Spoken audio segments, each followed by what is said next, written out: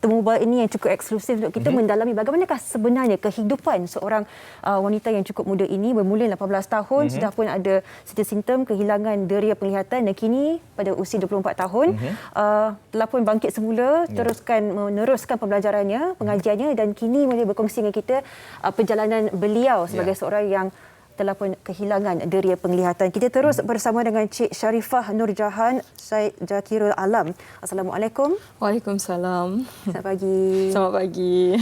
Terima kasih meluangkan masa. Okey. Mungkin kita mulakan perbincangan kita kan. Mungkin sedikit yang didengari oleh Jahan tadi berkenaan dengan fasiliti yang disalahgunakan sebagainya. Sebagai pembukaan ini, apakah perasaan Jahan mendengar segala ini terjadi? Sebenarnya dia daripada segi yang pada kemudahan ini sebenarnya adalah untuk memudahkan kami sebagai OKU. Jadi reka bentuk tersebut adalah dihaskan untuk kami lah. Jadi untuk kegunaan kami ini kami berharap sebenarnya orang faham yang sebenarnya manusia itu ada pelbagai rupa dan pelbagai kebolehan. Jadi untuk kami menggunakan fasiliti yang kami sedia ada dan sekiranya kami memohon fasiliti itu, kami berharap yang kami dapat didengari dan tidaklah dianggap menyusahkan lah. Macam itu. Okey. Saya ternampak Jahan sedang memegang tongkat putih. Dan kita nak bagi tahu kepada anda bahawa tongkat putih ini untuk pengenalan lah. Kalau anda lihat seseorang individu OKU penglihatan memegang tongkat putih ini, beliau adalah OKU penglihatan penuh. Okey, tetapi kalau anda lihat di bahagian putih semuanya, tapi anda lihat ada warna merah di bahagian tengah-tengah, ianya dinamakan sebagai low vision ataupun kurang penglihatan.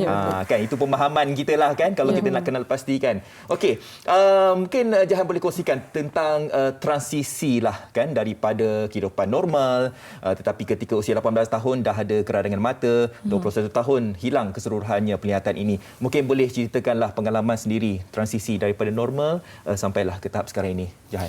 Okey, masa mula-mula saya sakit mata tu, actually memang kami tidak expect yang akan teruk seperti macam ni.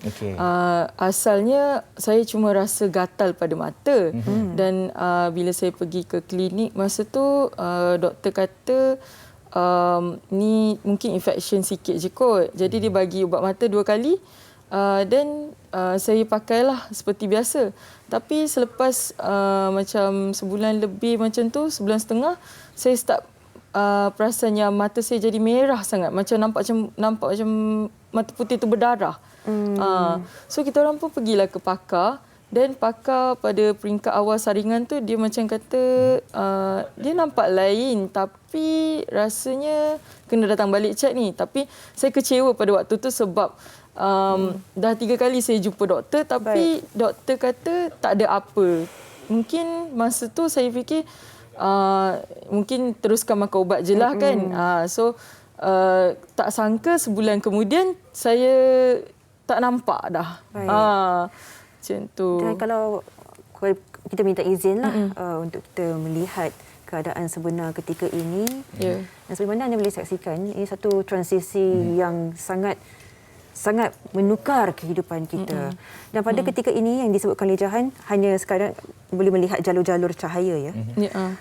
Dan ini antara orang kata kita tak tahu sisi di mana penyakit autoimun ini daripada asalnya menyerang saraf dan memberi keradangan terhadap mata Jahan sendiri. Bagaimana Jahan melalui transisi itu mengetahui yang ialah kita akan hilang deria penglihatan ini? Pada ketika itu? Pada waktu tu memang saya rasa yang mungkin saya tak nampak ni sekejap je. Jadi masa tu bila saya makan ubat, saya pun pelan-pelan nampak balik. Dan masa tu pun saya sempat ambil lesen. Saya walaupun masa tu mata saya sangat kabur, tapi waktu tu saya tak sangka yang saya boleh dikirakan sebagai seorang OKU penglihatan.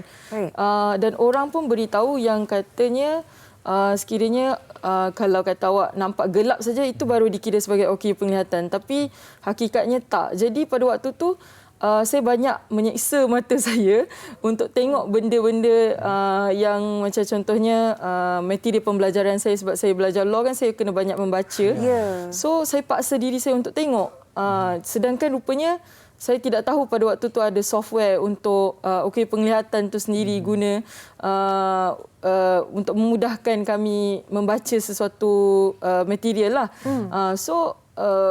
Pada waktu tu memang banyaknya saya rasa sakit. Saya hanya fikir sakit je. Saya tak boleh nak saya tak sangkalah ada kemudahan-kemudahan yang spesifik untuk membantu saya melihat ataupun mengurangkan penggunaan mata saya tu tadilah.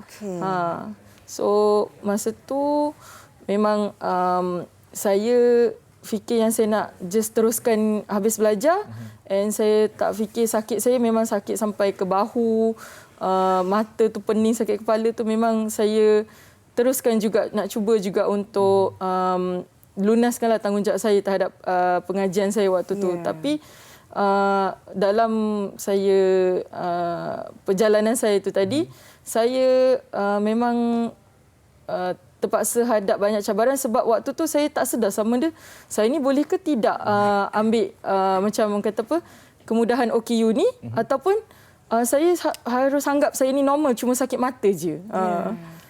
Kecelaruan itulah yang menyelubungi pada ketika itu, dan alhamdulillah kini Jahan orang kata terus cekal lah, kuat untuk meneruskan pengajiannya walaupun dengan sedikit kekangan, tapi tidak mematahkan semangat beliau. Betul. Apa yang saya lihat perjalanan Jahan sangat tabah sebenarnya Jahan, sebab Jahan difahamkan setahun setengah stres, duduk berkurung dalam bilik disebabkan nak memikirkan bagaimana untuk meneruskan kehidupan ini. Tetapi alhamdulillah saya rasa ramai sebenarnya Jahan yang menyokong Jahan, bukan sahaja kawan-kawan, ahli keluarga, kami semua dekat sini menyokong Jahan untuk meneruskan kehidupan ini, sebab banyak sebenarnya fasiliti, kemudahan-kemudahan yang disediakan untuk golongan OKU ini. Baik, all the best Jahan dalam pendidikan, dan kita doakan semoga Jahan selamatlah untuk menjalani kehidupannya Jahan.